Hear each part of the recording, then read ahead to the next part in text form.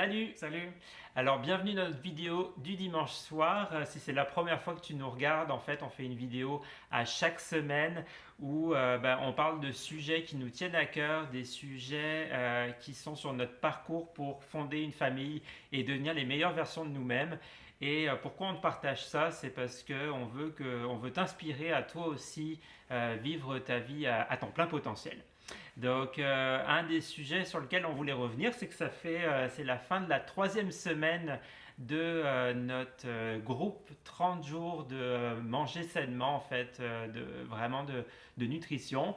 Puis, il reste plus qu'une semaine, on est bientôt à la fin du programme. Les changements sont waouh en termes d'énergie, surtout au mois de janvier. C'est jamais facile avec le froid, l'hiver et après les fêtes. Mais là, avec ça, là, on est en top shape pour continuer 2019. On est hyper content. Et le bien-être intestinal aussi, surtout après les exagérations du temps des fêtes et les conséquences que ça peut avoir, c'est du passé, donc tant mieux. Et on voulait aussi faire un rappel depuis la semaine passée jusqu'au 4 février inclus. Je le rappelle pour ceux qui n'avaient pas compris le jour de ma fête, mais c'est aussi surtout et avant tout la journée mondiale contre le cancer. Et donc jusqu'au 4 février, on fait une campagne de levée de fonds pour le CAN, un organisme ici au Québec qui vient en aide aux enfants atteints d'un cancer et à leurs membres de leur famille. Et si tu veux y participer, contacte-nous directement, soit sur Messenger, soit si tu nous connais, tu peux nous appeler ou laisser un commentaire sous la vidéo. Contacte-nous et on t'expliquera comment participer activement à cette campagne de levée de fonds. Et aussi, on est rendu presque fin janvier, donc ça fait pratiquement un mois en tout cas, Pierre et moi, on s'est fixé une série d'objectifs pour 2019. On s'est fait un tableau de visualisation et on est des personnes assez ambitieuses et on veut pas juste faire un tableau pour le regarder et se dire c'est ça qu'on veut, mais on fait à chaque jour des actions qui vont nous amener là où on veut. Ça, c'est la théorie et la pratique. Après pratiquement un mois d'action, c'est dans mon cas pas toujours facile. Parce que le quotidien, d'après la pause du temps des fêtes, où on était dans un autre rythme de vie, on avait beaucoup plus de temps, et on en a toujours encore beaucoup, là, je veux dire,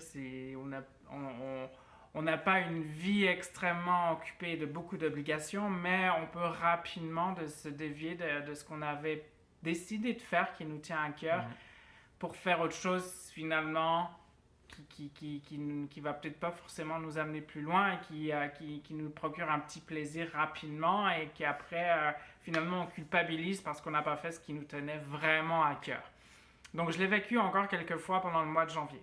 Par contre, ce qui m'aide énormément, et pour ceux qui nous suivent depuis quelques semaines, c'est Mel Robbins qui à tous les jours nous accompagne dans ses lives qu'elle fait à travers 35 jours de suite où elle nous apporte des outils justement pour nous procurer un état d'esprit positif et qui nous permet justement de se concentrer davantage sur ce qu'on veut. Et le fait de la voir tous les jours, de l'écouter tous les jours, c'est juste du bonheur, c'est du bonbon. C'est une femme incroyable. Il y a 10 ans en arrière, il y a 10 ans, elle était alcoolique, elle avait une famille au bord de la faillite. Puis aujourd'hui, c'est la speaker féminine la plus bookée, la plus réservée au monde.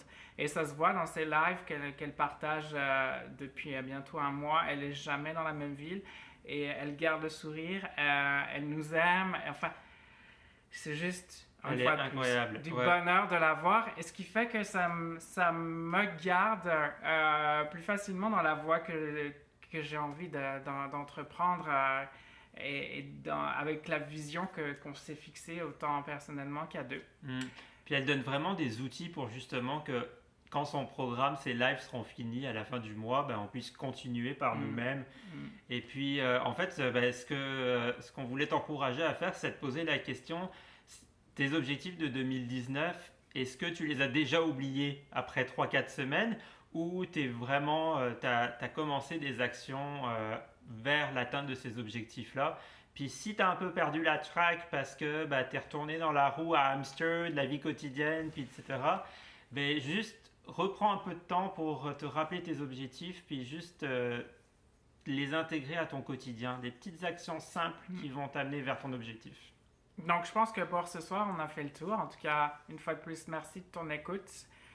Commentaires, questions, suggestions, partages sont toujours les bienvenus. Oui, Voilà. à la semaine prochaine. Salut. Bye.